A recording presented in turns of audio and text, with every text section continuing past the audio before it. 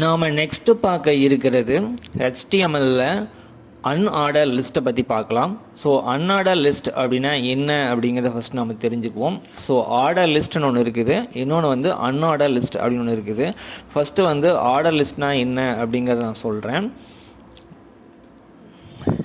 So order list அப்படிங்கிறது நாம் ஒரு நேமோ அல்லது ஏதாவது ஒரு ஐட்டமோ நம்ம வந்து எழுதுகிறோம் அப்படின்னா அதை வந்து நம்ம வந்து ஒரு ஆர்டராக கொடுப்போம். ஃபார் எக்ஸாம்பிள் ஏ அப்படிங்கிற இடத்துல வந்து பார்த்திங்கன்னா வந்து உதாரணத்துக்காக நம்ம எழுதணும். ஸோ நம்ம நேம் லிஸ்ட் எழுதுவோம். ஸோ ஹரி அப்படின்னு எழுதுறேன் அப்படின்னா அடுத்தது பி அப்படிங்கிறதுல லாவண்யா கொடுத்துக்கலாம். ஸோ சி அப்படிங்கிறதுல வந்து மதி அப்படின்னு சொல்லி நம்ம கொடுத்துக்கலாம். இது வந்து ஒரு ஆர்டர் லிஸ்ட். இதுவே இப்படி கூட நம்ம கொடுக்கலாம். ஸோ நம்பர் வைஸாக ஸோ 1ல் ஒரு நேம் கொடுக்குறோம், ராம் அப்படின்னு ஒரு பேர் வச்சுக்குவோம். அடுத்து வந்து 2 அதில் குமார் அப்படின்னு சொல்லி ஒரு நேமாக வந்து ஆட் பண்ணிக்குவோம். ஸோ நெக்ஸ்ட்டு 3ல் சஞ்சய் அப்படின்னு சொல்லி ஒரு நேமை வந்து நம்ம வந்து ஆட் பண்ணிக்குவோம். ஸோ இப்போ வந்து பார்த்துட்டிங்கன்னா வந்து ஒன்று வந்து நம்ம வந்து ஏ பி சி அப்படின்னு ஆரம்பிக்கிறதுல ஒரு ஆர்டர் வைஸாக நம்ம வந்து கொண்டு வந்திருக்கிறோம், அல்லது 1 2 3 அப்படின்னு நம்பர் வைஸாக ஒரு ஆர்டராக நம்ம வந்து ஒரு லிஸ்ட்டை ரெடி பண்ணிக்கிறோம். நம்மகிட்ட இருக்கிற ஒரு லிஸ்ட்டை ஆல்ஃபாபெட் படியோ அல்லது நியூமரிக் படியோ ஒரு வரிசையாக அமைக்கிறது தான் வந்து order list. Capital A, so capital ஏல ஒரு நேம் கொடுக்கலாம், ஜெயான்னு ஒரு பேர் வச்சுக்குவோம். ஸோ நான் இந்த நேம் வந்து நம்ம இதில் வேணால் கொடுத்துக்கலாம். ஸோ ஜெயா அப்படின்னு ஒரு பேர்.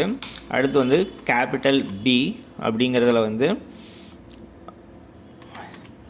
முருகன் அப்படின்னு சொல்லி ஒரு நேமு, சி அப்படிங்கிறதுல கவி அப்படின்னு ஒரு பேர். இப்படி கூட நம்ம கொடுத்துக்க முடியும்.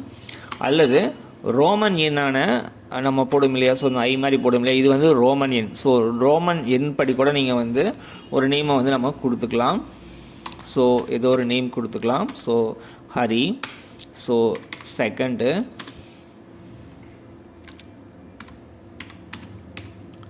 தேர்டு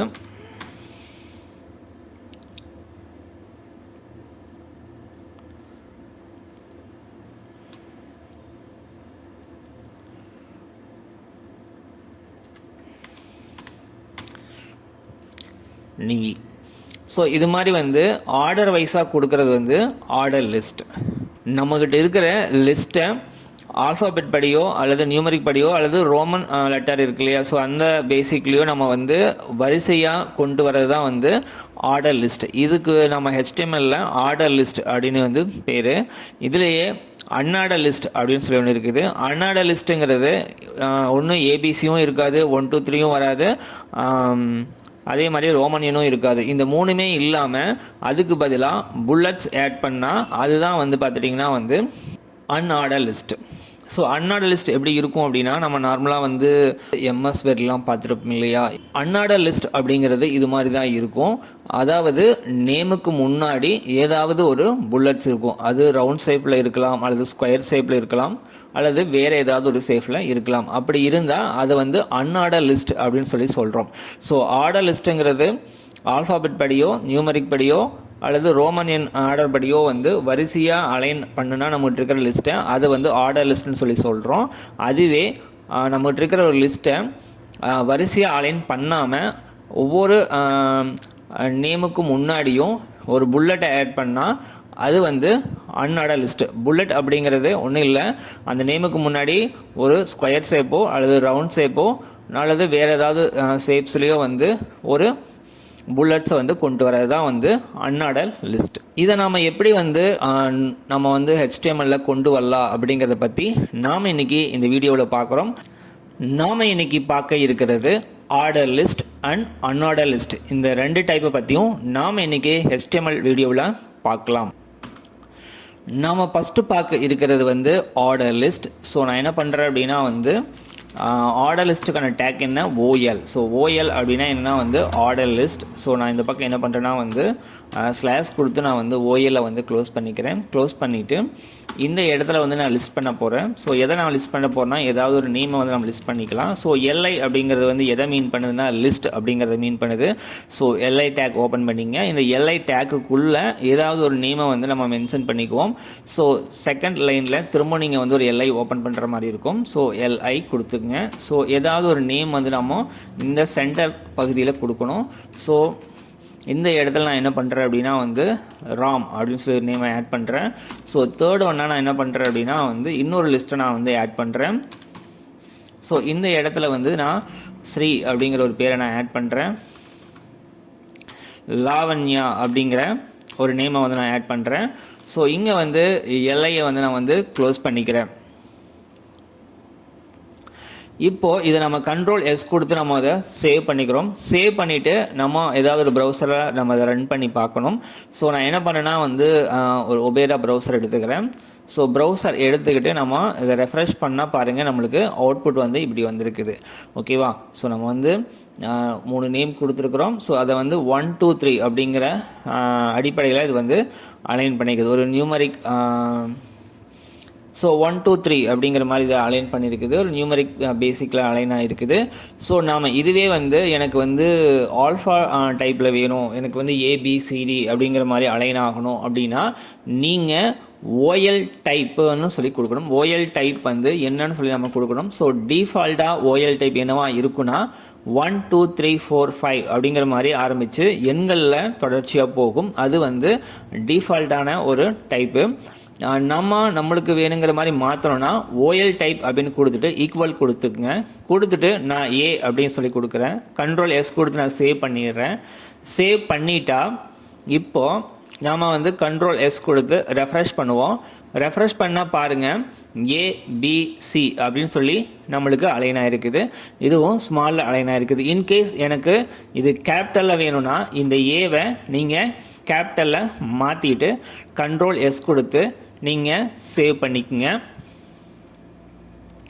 இப்படி நீங்கள் சேவ் பண்ணிங்க அப்படின்னா வந்து கேபிட்டலைஸ் ஆல்ஃபாபெட் வந்து கேபிட்டலுக்கும் மாறி இருக்கும். ஆல்ஃபாபெட் அலைன் வந்து பார்த்தீங்கன்னா கேபிட்டலுக்கும் மாறி இருக்கும். ஸோ இதுவே நீங்கள் வந்து ரோமனியன் வேணும் அப்படின்னா நீங்கள் வந்து ஐ கொடுத்துக்கலாம். ஸோ ஐ நீங்கள் கேபிட்டல் கொடுத்தீங்கன்னா ரோமனியன் வந்து கேபிட்டலில் வரும். ஸோ பார்த்தீங்கன்னா உங்களுக்கு தெரியும். இன்கேஸ் நீங்கள் வந்து ரோமனியனை வந்து நீங்கள் வந்து ஸ்மால் ஐ அப்படின்னு சொல்லி நீங்கள் கொடுத்துட்டீங்க அப்படின்னா உங்களுக்கு இந்த ரோமன் எல்லாமே பார்த்தீங்கன்னா வந்து ஸ்மாலில் வந்து அலைன் ஆகிருக்கும். இது மாதிரி நீங்கள் வந்து ஆர்டர் லிஸ்ட்டை வந்து பண்ணிக்க முடியும். இதில் இன்னொரு ஆப்ஷனும் இருக்குது. இப்போது நம்மளுக்கு இந்த ஆர்டர் லிஸ்ட் வந்து 1 2 3 அப்படின்னு சொல்லி ஆரம்பிச்சு போகுது இல்லையா? எனக்கு வந்து 3லேருந்து ஸ்டார்ட் ஆகணும் அல்லது 4லேருந்து ஸ்டார்ட் ஆகணும் அல்லது வந்து 5லேருந்து எனக்கு ஸ்டார்ட் ஆனால் போதுன்னா நாம் அது மாதிரி கூட மாற்றிக்கலாம். அதுக்கு நாம் என்ன பண்ணணும் அப்படின்னா ஓஎல் டைப் ஐன்னு இருக்கு இல்லையா? ஸோ அந்த இடத்துல உங்களுக்கு புரியுதுக்கா ஏன்னு கொடுத்துக்கிறேன். ஸோ நான் ஃபஸ்ட்டு ஏலேருந்து ஆரம்பிச்சுக்குவோம். நாங்கள் என்ன சொல்கிறேன்னா வந்து ஸ்டார்ட் START ஸ்டார்ட் என்ன அப்படின்னா வந்து நான் வந்து 4 அப்படின்னு சொல்லி கொடுக்குறேன். ஸ்டார்ட் வந்து 4 அப்படின்னு சொல்லி நம்ம கொடுத்துட்டு நாம் இதை ரெஃப்ரெஷ் பண்ணுவோம். ரெஃப்ரெஷ் பண்ணால் பாருங்கள் DEF அப்படின்னு தான் அலைனாக இருக்குது. ஏன் அப்படின்னா நம்ம வந்து ஸ்டார்ட் அப்படிங்கிறது வந்து 4 அப்படின்னு சொல்லி கொடுத்துருக்குறோம். அப்போது ஏங்கிறது 1, பிங்கிறது 2, சிங்கிறது 3, ஸோ டி அப்படிங்கிறது 4. ஸோ ஸ்டார்ட் வந்து 4ங்கிறதுனால இங்கே டிலேருந்து ஸ்டார்ட் ஆகிருக்குது. ஸோ நெக்ஸ்ட்டு வந்து பார்த்துட்டிங்க அப்படின்னா வந்து இதுவே நீங்கள் ரோமன் எண்ணுக்கு கூட நீங்கள் இதை பயன்படுத்த முடியும். ஸோ நீங்கள் ரோமன் எண் கொடுத்துட்டு கண்ட்ரோல் எஸ் கொடுத்துக்குங்க. இப்போ நீங்கள் ரெஃப்ரெஷ் பண்ணுங்கள். பார்த்தீங்கன்னா உங்களுக்கு 4th லைன்லேருந்து அலைன் ஆகிருக்கும். ஓஎல் டைப் வந்து பார்த்துட்டிங்கன்னா நான் வந்து 1 அப்படின்னு சொல்லி நான் கொடுத்துறேன். ஸோ இது வந்து நம்பர் அடிப்படையில் அலைன் ஆகிறது. ஸோ நான் 1ன்னு கொடுத்தனால இங்கே பார்த்தீங்கன்னா 4 5 6 4 5 6 அப்படின்னு சொல்லி நம்மளுக்கு அலைன் ஆகிருக்குது. இது மாதிரி நம்ம வந்து ஆர்டர் லிஸ்ட்டை பயன்படுத்தி நம்ம வந்து அவுட்புட் கொண்டு வர முடியும். ஒரு லிஸ்ட் டைப்பை HTML நம்ம இப்படி தான் பயன்படுத்தணும். நம்ம அடுத்து பார்க்க இருக்கிறது வந்து ஆன் ஆர்டர் லிஸ்ட்டு. ஸோ இதே சேம் கான்செப்ட் தான். இங்கே என்ன இருக்கும் அப்படின்னா வந்து OL அப்படிங்கிறதுக்கு பதிலாக UL அப்படின்னு சொல்லி இருக்கும். ஸோ UL அப்படின்னா என்னன்னா அன்ஆர்டர் லிஸ்ட் அப்படின்னு அர்த்தம். ஸோ நான் இங்கே OLக்கு பதிலாக UL அப்படின்னு மாற்றிக்கிறேன். ஸோ இந்த இடத்துல இருக்கக்கூடிய எல்ஐ எல்லாமே காமன் தான். ஸோ ஆர்டர் லிஸ்ட்டுக்கும் வரும், அன்ஆர்டர் லிஸ்ட்டுக்கும் வரும். ஸோ நாம் வந்து அன்ஆர்டர் லிஸ்ட்டில் நம்ம வந்து இப்போ நம்ம UL கொடுத்துட்டோம். இப்போ நம்ம இதை சேவ் பண்ணிக்குவோம். சேவ் பண்ணிவிட்டு நாம் இதை ரெஃப்ரெஷ் பண்ணுவோம். ஸோ ரெஃப்ரெஷ் பண்ணால் பாருங்கள் இங்கே புல்லட்ஸ் தான் வந்திருக்குது. ஸோ பிளாக் கலரில் ஒரு சர்க்கிள் வந்து நம்மளுக்கு வந்திருக்குது. ஸோ இதுலேயுமே வந்து பார்த்துட்டிங்கன்னா யூஎல் டைப் அப்படின்னு ஒன்று இருக்குது. ஸோ யூஎல் டைப் அப்படின்னு நம்ம கொடுத்துக்கிட்டு நம்ம ஸ்கொயர் அப்படின்னு கூட நம்ம கொடுத்துக்கலாம். SQUARE square. ஸோ ஸ்கொயர் டைப்பில் வந்து நம்மளுக்கு இப்போ அவுட்புட் வரும். ஸோ பார்க்கலாம். ஸோ ரெஃப்ரெஷ் பண்ணால் ஸோ நாங்கள் ஈக்குவல் கொடுக்கவே இல்லை. ஸோ நான் ஈக்குவல் கொடுத்துக்கிறேன். ஸோ ஈக்குவல் கொடுத்துட்டு நம்ம இதை சேவ் பண்ணிக்குவோம். ஸோ நம்ம இப்போ ரெஃப்ரெஷ் பண்ணுவோம். ஸோ ரெஃப்ரெஷ் பண்ணால் பாருங்கள் உங்களுக்கு இந்த இடத்துல இருக்கிற இந்த இது வந்து உங்களுக்கு வந்து என்ன இருக்குன்னா வந்து ஸ்கொயர் ஷேப்பில் வந்துருக்கு. நான் ஜூம் பண்ணி காமிக்கிறேன். ஸோ பாருங்கள் உங்களுக்கு இது வந்து நம்மளுக்கு ஸ்கொயர் ஷேப்பில் வந்திருக்குது. ஸோ இது இல்லாமல் டிஸ்க் அப்படின்னு ஒன்று இருக்குது. டிஸ்க் அப்படிங்கிறத நம்ம ஆல்ரெடி பார்த்தோம் இல்லையா, அதே தான். ஸோ நம்மளுக்கு நார்மலாக வரும் இல்லையா டிஃபால்ட்டாக, அதே தான். ஸோ நம்ம இப்போ ரெஃப்ரெஷ் பண்ணால் பாருங்கள் உங்களுக்கு எல்லாமே ரவுண்டாக வந்துடுச்சு. ஸோ இதுக்கு பதிலாக நீங்கள் சர்க்கிள் அப்படின்னு கூட கொடுத்துக்கலாம். CIRCLE அப்படின்னு கொடுத்துட்டு நம்ம Ctrl+S கொடுத்து சேவ் பண்ணிக்குவோம்.